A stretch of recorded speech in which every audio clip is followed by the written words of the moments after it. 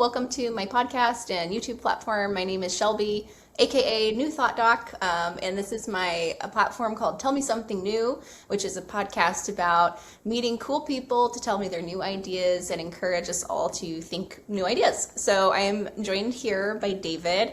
David is an astronomer at the Daniels Observatory at the Roper Science Center in Greenville, South Carolina. And we met about 6 months ago when I was down at the observatory, and we had an interesting conversation. And now he's here and he joins us, and I'm super excited.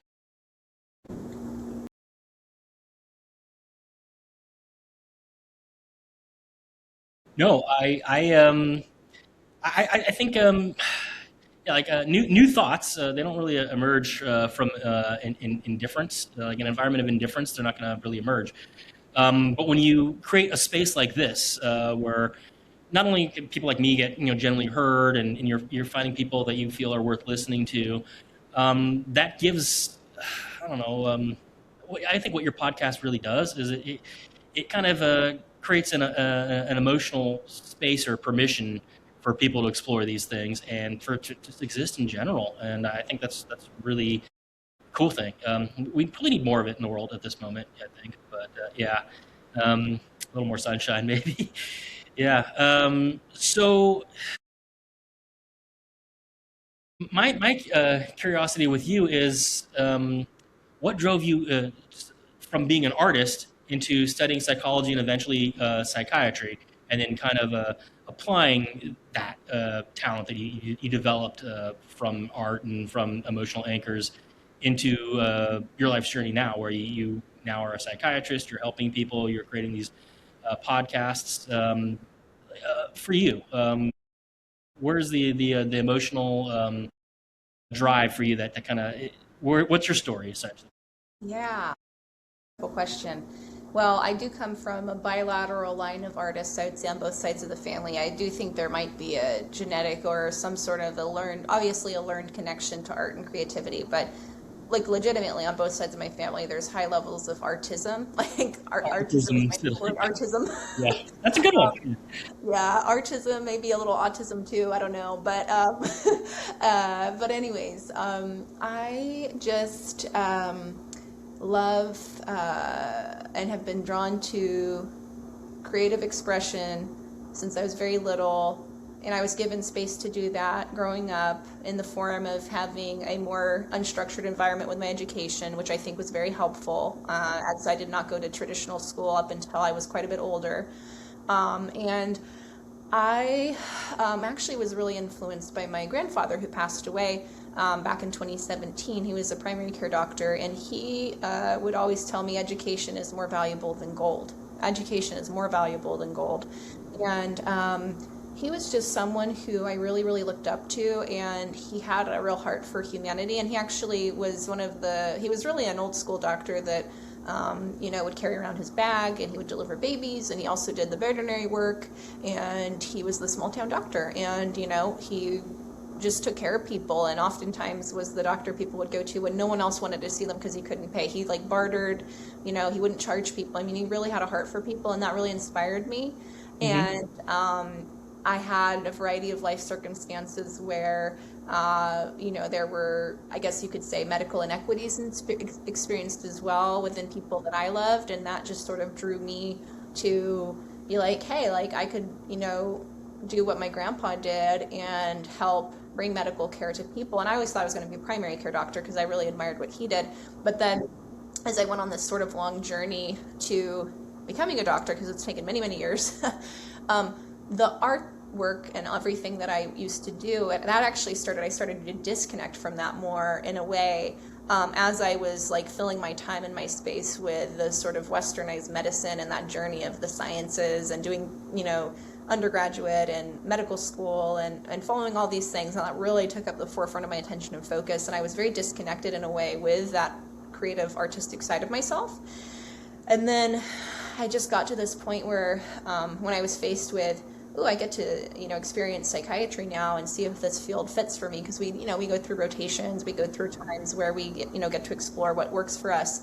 I will say, and this is the story I think that solidified it among many, but I remember working with a young person who was just a couple years older than me at the time, and he was experiencing a psychotic disorder, probably schizophrenia, and he had managed to have enough self-recognition that he was sick, and he managed to scrape up the last couple dollars that he had, including in like with quarters, and he told me this, to get a bus ticket to come multiple hours away to the hospital to check himself in and to get help.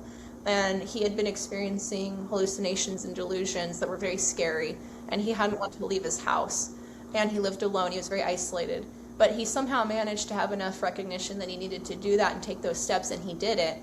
And he checked in, and he was with us for about 2 weeks, and I watched him day by day as he took the medication. He started to be able to think and get the words out. When I first talked to him, he was so sick that he could barely get a word out. He could barely speak, which is very common in, a decompensated mental illness, or especially psychotic illness. But he trusted us enough to start taking the medication. Within days, he was, starting to be able to talk again and share his story and share how he had come to the realization he needed help.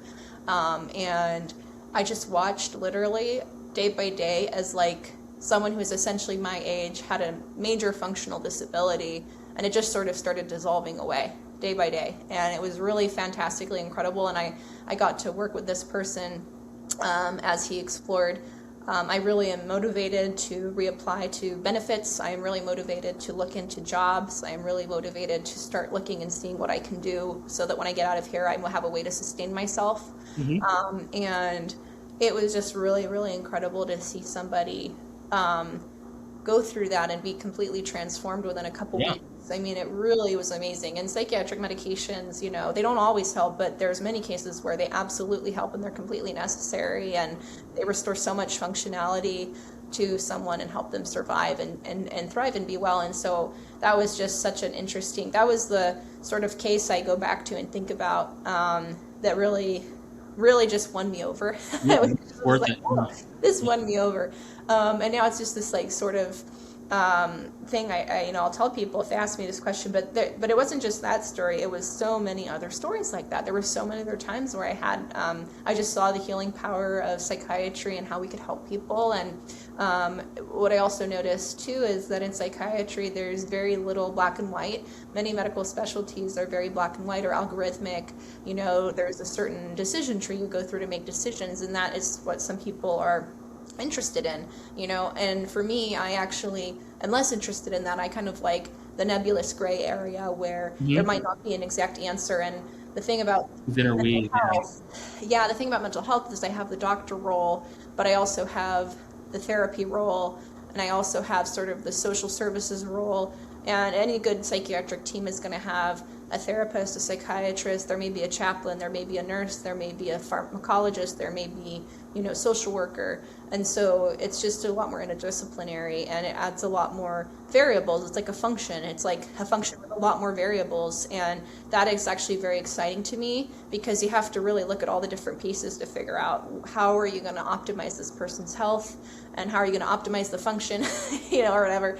And you have an absolute role in that too. And then there's just this very personal experience in it too, where you really get to relate to people and talk to them and understand their life. And you have to understand their life to help them, because you have to understand how they're coming to you, with what notions and assumptions they're coming to you with what values and motivations and goals they have, or what fears that they have.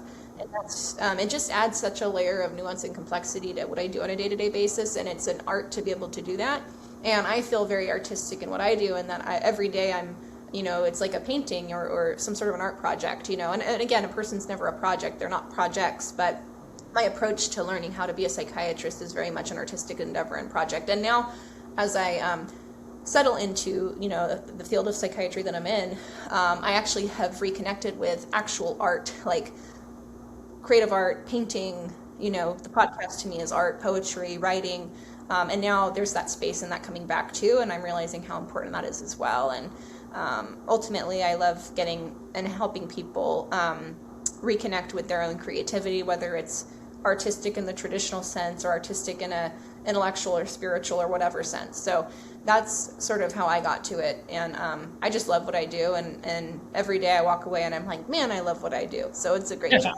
I could see that. Yeah. And you said something that to me, and correct me if I'm wrong or if I'm seeing this incorrectly, and it was a fleeting thought, so hopefully I've still captured it before my mush brain forgets it. But your job is in medicine is requires a rather unique skill set because it's not just algorithmic or a linear thing. You have this is how you treat it, and it goes away. You almost have to come look at this patient almost as a blank canvas, but the picture is underneath it, and so you have to slowly allow that film to develop, so to speak, and emerge. And I think that actually requires a lot more of this connection that you said you have to connect with that person to understand them, to understand where they're coming from, and also to convey information you need them to understand about whatever it is that is afflicting them and what the paths are to heal them. And you have to understand all these nuances and how they're interwoven. And you can't do that by linearly thinking. And that requires that attention that emotions require. So in some ways, you have to apply your art to this person, and it's not a metaphor. Like when I'm saying like emotions are what drives us. That's not a metaphor. It's actually structural, in my opinion, and that is the bridge of how you're connecting your knowledge to that person, and it's a two-way bridge. You know what I mean? So I think that's very interesting and ties in a lot with what we were talking about just now. What you have to do on a day-to-day basis is very similar to what I have to do. And I think that's very different from being an endocrinologist. And all you got to understand is, well, there's growth hormone, there's pituitary gland, and how it works. There's a lot more nuance, I think, in psychiatry and in the human mind. And so you have to find that connection with every single patient. And you probably have to give them emotional anchors and a why and a reason for them to continue growing. But that connection, like I said, is based off of deeper emotions, in my opinion. And like I said, that's structural. That is an actual physical structural tool that is being used as a bridge or a conduit to move information back and forth.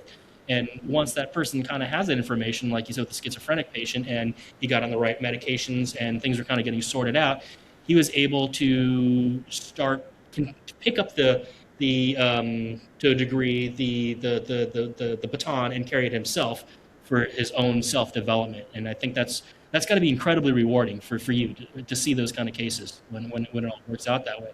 But I think you and I have to do a lot of very similar skills, I think, on a day-to-day basis with our jobs of how to convey meaning and context and information back and forth, and then also make it stick and land. So it actually, it's very different. But I'm always, I think of like, people that go through addiction treatments and therapies and stuff like that. And one of the first steps is, one, they have to admit they have an issue or a problem, and they have to honestly want to truly heal, and that's their emotional anchor. They have a vision maybe for their life that they're not living, that they want to live or fulfill. There's an emotional anchor, and that's why they're going through rehab or they're going to psychiatry or something. It sounds like in your case you deal with a more difficult clinical situations than just simple psychotherapy. I deal with it all of it. Yeah, I'm sure you do. Yeah. All the time. Addiction's so common. Absolutely. Mm-hmm. Oh yeah, and it's in different ways too. I mean, dopamine's a hell of a drug, Oh yeah, there's lots of neurological imbalance. Yeah, and if you take away one drug like alcohol, your brain's still going to want that neurological satisfaction or whatever it's been getting from it. So it's going to pick up a new thing to give yourself that new dopamine high, whether it's dangerous sports or getting a little bit too active maybe in the dating world, or however I want to say it, you know what I mean? But you'll find other ways to get that serotonin, or not serotonin, dopamine. And so that's an interesting kind of a tie-in there too, I think. Yeah, you have a very fascinating kind of a collection of interests and hobbies and how they all kind of amalgamate together into this one kind of force, I think, that you do. I mean, you're surrounded by art. You apply that art and the emotions you have that to in a clinical sense. I think that's really cool and fascinating. Thank you. I appreciate that. That's such a wonderful. Now you're doing this podcast, which is cool. Yeah, it's all art. And connect with people. Yeah, and the goal ultimately with all of this is I want people to have their own paintbrush and feel confident using it. A good goal of any therapist or provider well, specifically therapist, is you want your patient to become their own therapist. I Hmm. might not expect my own patient to become their own psychopharmacologist. That might be beyond their expertise, but I'll always encourage people to take over as much healing as they can. And if your body can store trauma and pain, it can also store its own medicine and learning, which I also believe. And that one patient I mentioned to you, one of the last days I spent with him, I remember one day he looked at me and he said, "I am not hopeless." He said, "I am not hopeless." He realized I am not hopeless. And that just stuck with me so much. And it just motivates me still. And I'm motivated every day because I get to help people, Hmm. work toward their goals, feel better, function better. That's what I do. I'm a feel better, function better doctor. And that's, Yeah. what else more could I work, help for, is helping people feel good and function better day to day. That's like, and I don't know if people really understand how valuable that is, but it's extremely valuable, because if we don't feel well, and we don't function well, what can we do? How do we actualize ourselves, and how do we move through the world? So that's really, really cool. And I actually would love to sort of share my new idea as well. I want to hear it. Let's hear it. Yeah. You're Yeah. talking about So paint tools and art and all that, and yeah. people learn to paint for themselves once you give them the tools and that emotional anchor. But let's hear your new thought. Yeah. Yeah, well, it has to do with all of this too, because lately I've felt it relates, and I was thinking yesterday, I was thinking about all the different responsibilities I have, in this field, and also with all the different hobbies and things I'm doing that we've been talking about, and I realized how busy I was making myself, sometimes unnecessarily. And I was reflecting, like, man, there's just so much going on. I wish I had more time. I wish I had more time. And what I realized was, maybe I don't wish I had more time. Maybe I should wish I had less time. And why would I say that? And I say that because I think that time is a highly relative experience. It's a very personal experience. And I think very often we ask for more time, but what are we asking for more time of? And I think that it's important to try to be aware what we want more time of and what we want less time of, because if we just ask for more time and we try to create more time in our lives, right? We're all subjectively experiencing time, and we wouldn't be able to experience time unless we filled our time with something, right? Hmm. You can't experience time unless you're filling your time with something. You're doing something. You have this perception that time is passing, and so often we ask, "I wish I had more time. I wish I had more time," and we feel a little disempowered. There's not enough time, but I don't know if we're spending enough time asking ourselves, "What do I want less time of?" Because we spend a lot of time doing things we don't necessarily want to do, or aren't necessarily the best use of our time.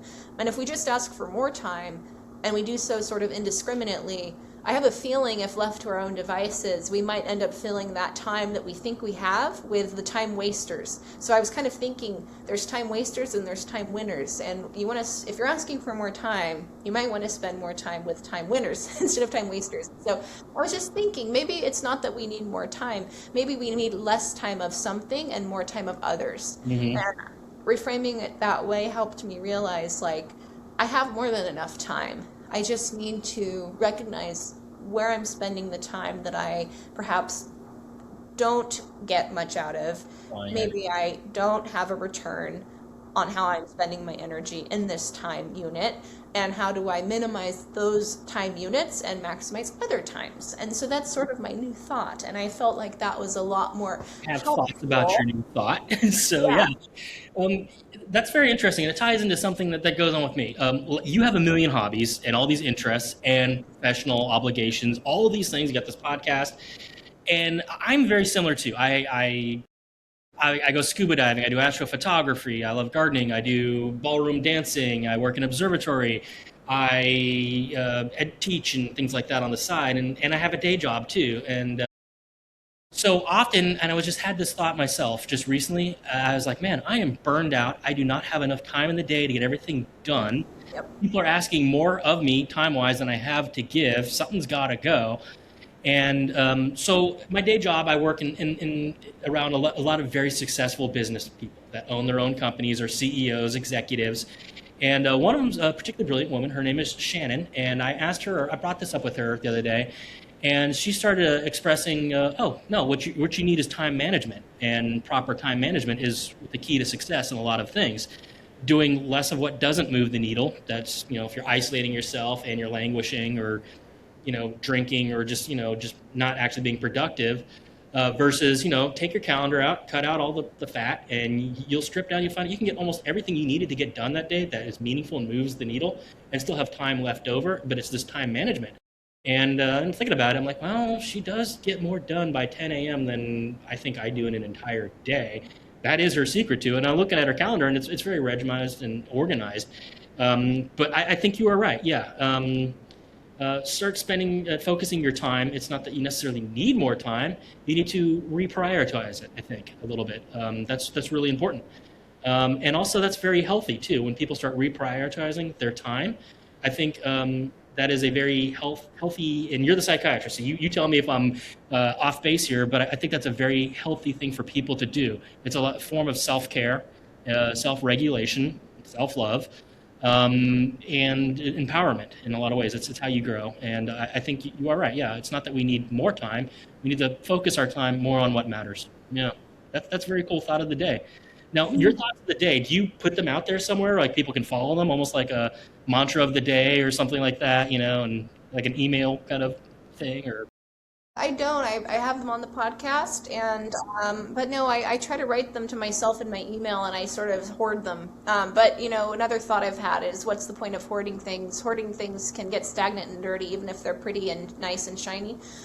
So I was thinking maybe I should be sharing these in some way, like in a blog or something, and maybe I'll start doing that, because again, also part of this whole idea with the podcast is by interviewing people like you and having these conversations, it's stimulating me to want to continue to think and ideate and grow.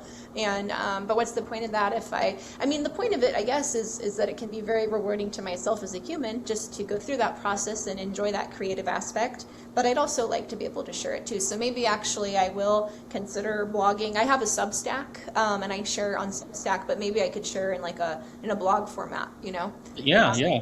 Get it out there, because just like right now, I mean, that brought up a little kind of interesting discourse of conversation, just briefly, but it was a very salient thought, I think, and actually very, very useful and handy. One thing that I did want to kind of share, maybe as a passing note, and this is a loosely formed idea of mine or thought, but it ties into kind of what we're doing today. If you think of like the sudden enlightenment, you look in, Satori, and then if you look at a lot of other people that have a lot of faith or things like that, they talk about becoming one with the universe or something like that. Now, to me, I kind of group that all together in Satori, and you being a clinical psychiatrist would probably go, oh, well, your proprioception is shutting down or whatever in the limbic system or wherever it is, that's responsible for that. So you're disassociating yourself from the universe around you. But I kind of look at it the other way back. When I feel that like the universe, stars, they all share a lot of the very same mechanisms that humans do. That's how I can humanize them. I wouldn't be able to humanize them if they weren't kind of going through the same thing we're going through. So in a lot of ways, and I do this in astrophotography, connecting my own feelings to what I'm observing by taking the relevant facts of what that thing is doing. You can almost find almost anything in the universe going through the same experience you are. And so in some ways, I think emotions in some way allow you to connect to the world around you in a greater way.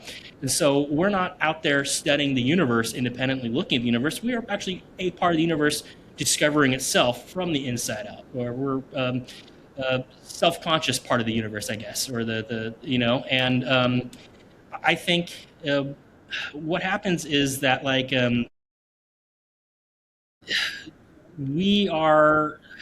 I think the emotion is the bridge between those two kind of things. And if you're to look at like, if really the one thing that connects us in the universe and everything's the same is emotions.